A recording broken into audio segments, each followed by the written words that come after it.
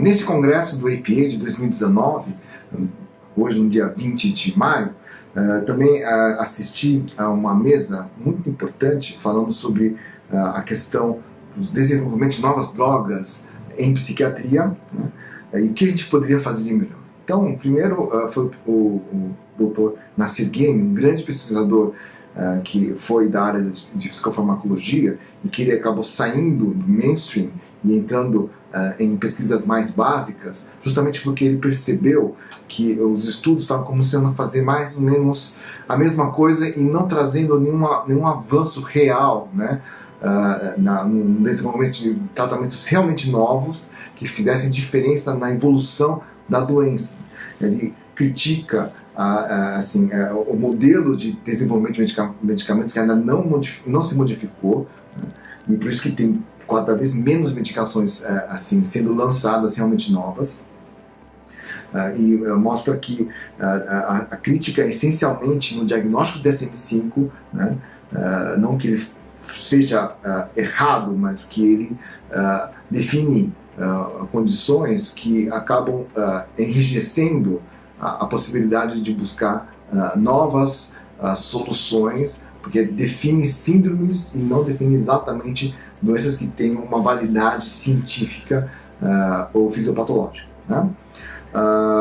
Então, em cima de um conceito já que não é tão preciso e tão validado, todo o trabalho de se tentar validar medicamentos já fica prejudicado, né? Além de ter entrado em uma época em que a segurança para lançar um novo medicamento exigiu trabalho cada vez mais custosos para provar essa segurança, então fica muito difícil, muito caro, né, desenvolver uma medicação até chegar ao lançamento.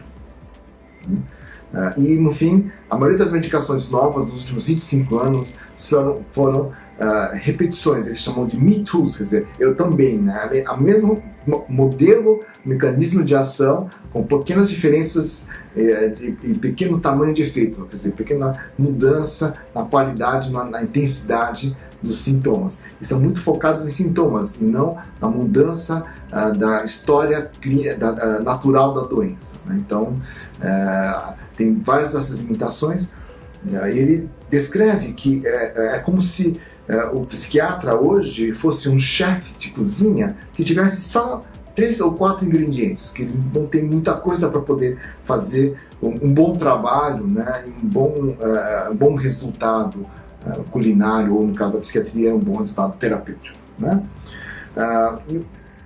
Teve outro professor que agora trabalha na indústria muito importante, Dravet, né, que mostrou os maiores desafios na descoberta de novas drogas na área de tradução de humor, né, e ele coloca bem claro, assim, né, a gente não se conhece a patogenia direito, né, o conhecimento científico ainda está emergente, ainda está começando, né, precisa de novos paradigmas, né, para tratamentos ou para pesquisas terapêuticas, e nisso os avanços que já se conhecem, por exemplo, a relação da depressão com a inflamação, buscando substâncias que possam diminuir a inflamação, uma microinflamação sistêmica crônica, né? Por exemplo, estudos com o antibiótico minoxidilina, que poderia ser um exemplo, né, de tentar diminuir a inflamação, né? Os estudos de mecanismos antiglutamatérgicos para melhorar a depressão, um modelo de cetamina que puxa para várias medicações como lamotrigina, etc., né?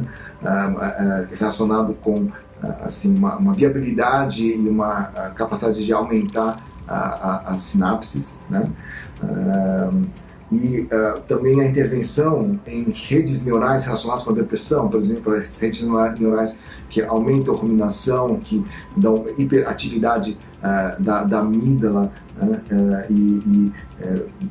Por exemplo, definir novos modelos de indicação, por exemplo, né? Então, aceitar indicação, por exemplo, de anedonia, em vez de depressão, de uma forma geral, né? Então, achar medicações que melhoram a anedonia em depressão, isso é bastante interessante. E tem outro pesquisador, né, que trabalha bastante com empresas que gerenciam pesquisas, Amir Kalali, que falou sobre o que poderia ser feito de melhor para ter umas pesquisas mais adequadas e mais eficientes para buscar novas medicações, né? Primeiro, já pergunto assim, para quem que você precisa melhorar a pesquisa?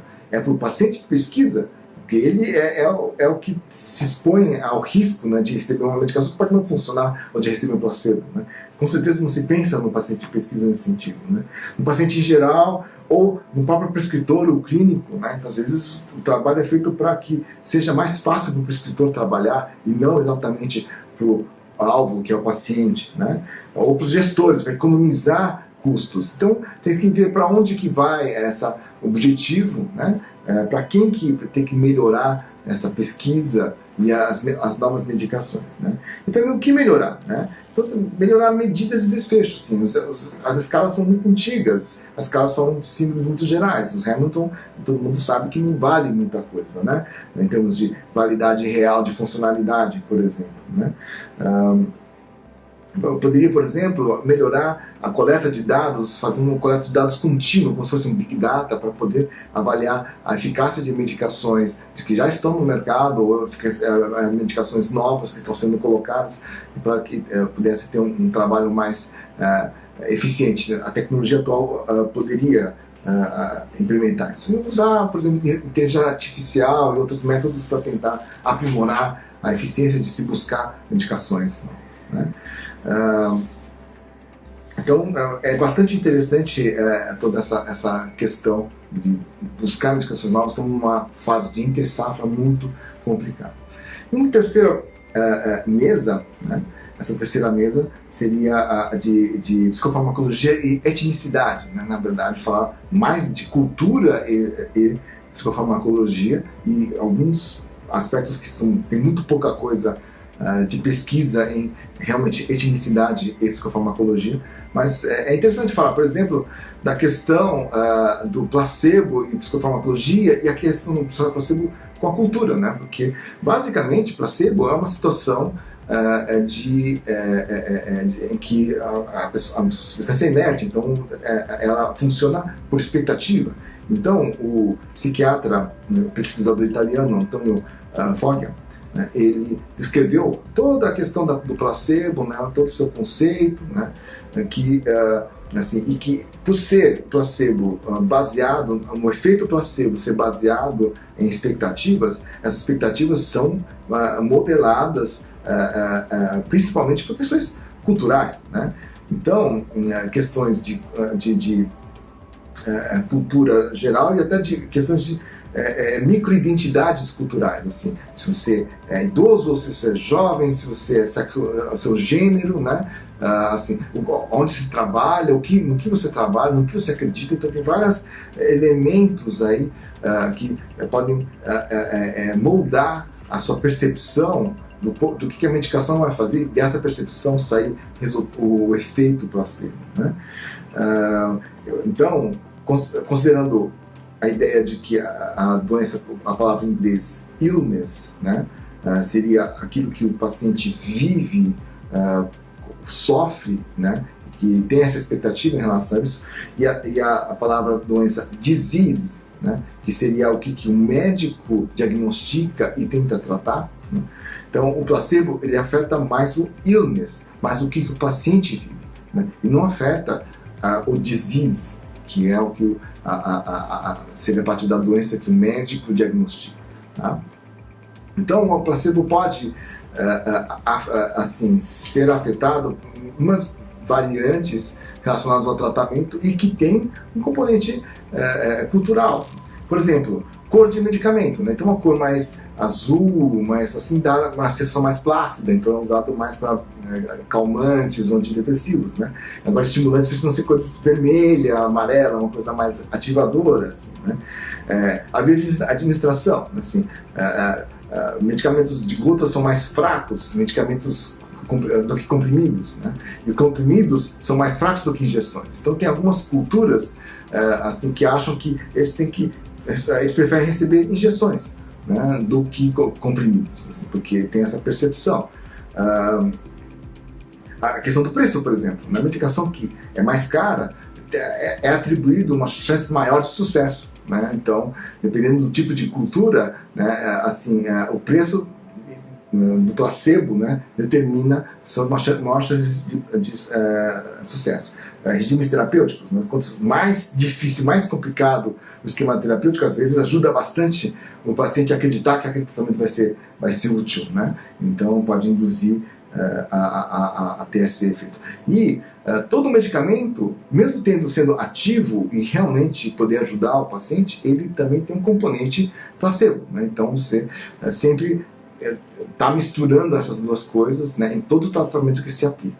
Tá? Então a questão cultural no uso do tratamento é bastante importante, e dependendo da etnicidade, você pode ter vivências diferentes da vivência do placebo. Né?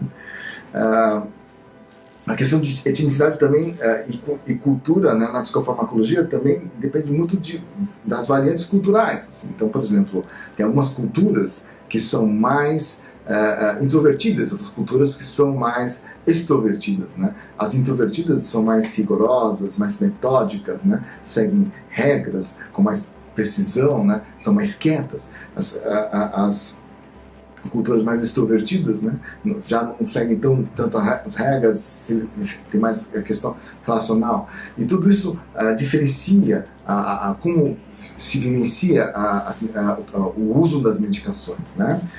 Isso já falando um pouquinho fora da questão do placebo. Então, várias questões culturais, como por exemplo, você pegar pessoas que têm outra cultura, que têm outro idioma, que outro tipo de expressão, podem dificultar a sua comunicação, o seu entendimento, a sua explicação do tratamento, né? Às vezes você pode colocar algumas coisas que pode ser visto como ofensa pelo paciente, né, ou pela família do paciente, né? Então você precisa ter todos esses cuidados na questão cultural, né? E tem, por exemplo, a questão da medicina alternativa, né, ou complementar.